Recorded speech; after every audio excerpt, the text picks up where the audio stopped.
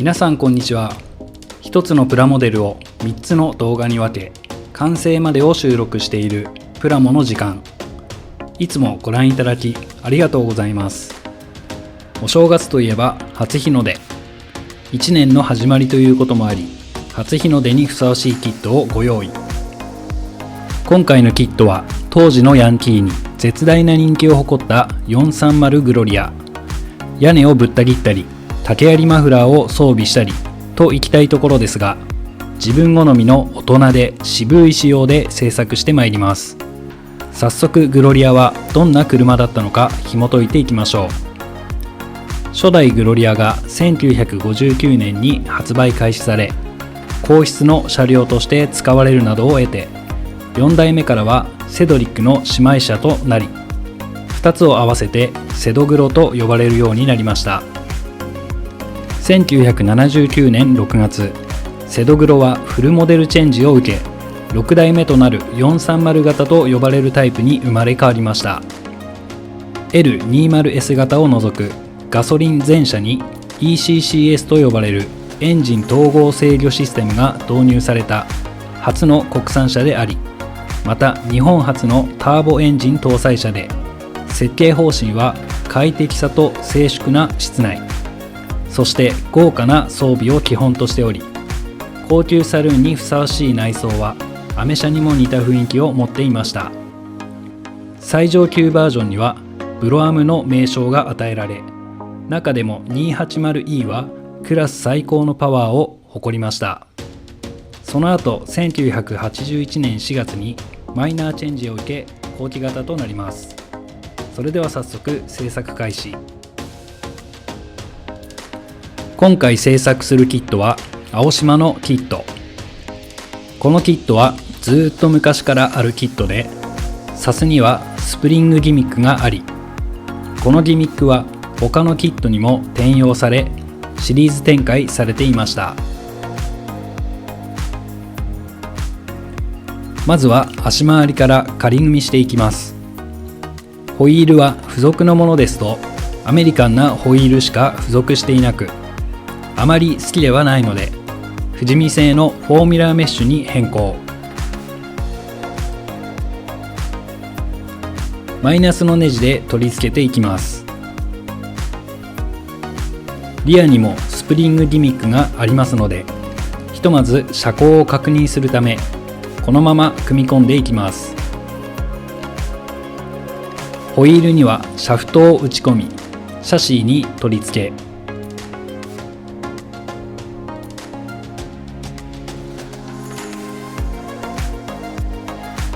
フロントのホイールはスプリングを縮めた状態で固定しつつ、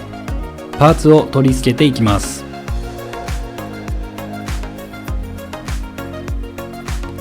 続いてボディ側にウィンドウを取り付け、ボディと合体。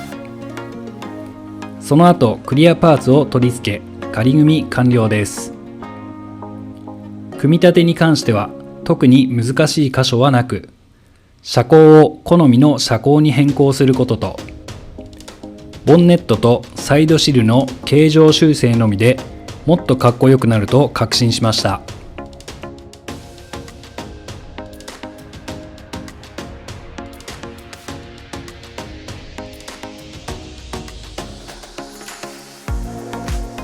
次に筋彫りを行っていきます。使用しているツールはタミヤ製の筋彫り調光ブレードで、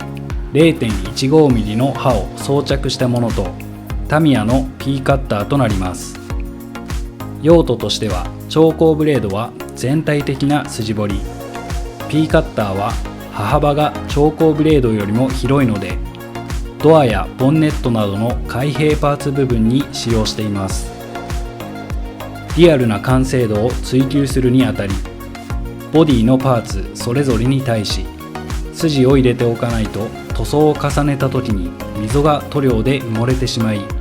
リアルなシャープさが欠けてしまうので、そうならないためにもしっかり丁寧に彫っていきます。といってもあまり深くしすぎると不自然なシルエットになってしまったり、パーツが貫通し割れてしまう場合もありますので、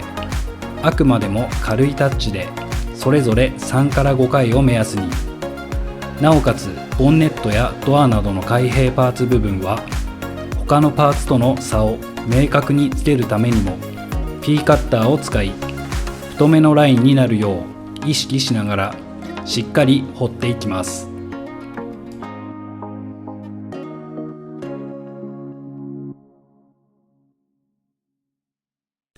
続いてこの赤線部分のパーティングラインを消す作業、その他にバリなどを取り除いていく作業となります。メーカーの製造過程で金型同士を合わせてパーツを成形しているため、どうしても付着してしまうのがパーティングラインやバリですが、これを消すのと消さないのでは面がより滑らかになるなど仕上がりに大きく影響してきます。パーティングラインの確認方法としては、ボディを真上から見た際、縦一直線に入っている場合が多いので、実際に指で触り段差を確かめながら作業を進めていきます。作業手順としては800番程度のペーパーヤスリでボディ全体にあるパーティングラインを水取りで取り除いていきますが、取り除く際の注意点として細かなプレスラインもありますので、その部分まで削ってしまわないよう注意が必要となります。カーモデルの場合、前後バンパー周辺、ボディを真上から見た際にリアからフロントまで一直線にパーティングラインがあり、特に前後バンパー周辺は頑固なラインが形成されていることが多いので、根気よく処理をしていきます。続いてボディの修正加工です。ボンネットの形状とサイドシルを修正し、T シリンダーの穴を開けていきます。まずはボンネットから。キット付属のままのボンネットですと、なんとなく31セドグロのようなボンネットの先端になっているので、430らしくボンネット先端からエンブレム半分くらいまでなだらかな斜めの形状になるよう紙やすりで削っていきます。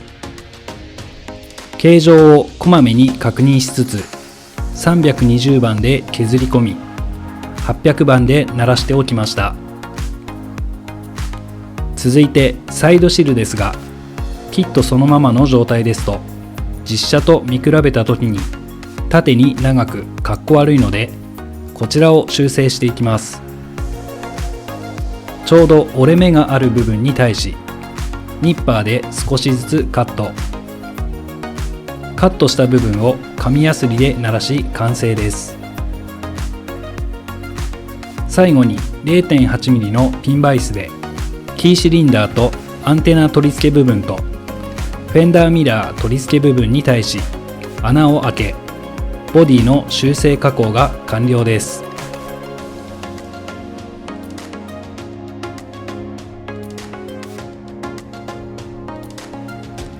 続いて本塗装をする前の下地としてガイアノーツのサーフェーサーエボを拭いていきます。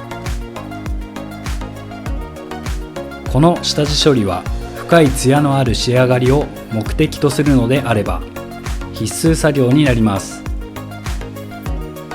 またパーティングラインを消すために